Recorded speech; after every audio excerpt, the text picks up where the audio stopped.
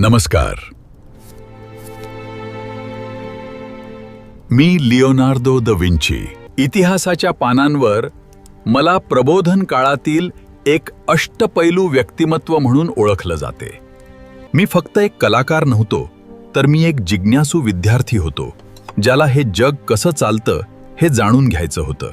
मी शिल्पकला, स्थापत्यकला, गणित, अभियांत्रिकी आणि खगोलशास्त्र अशा अनेक विषयांचा अभ्यास केला.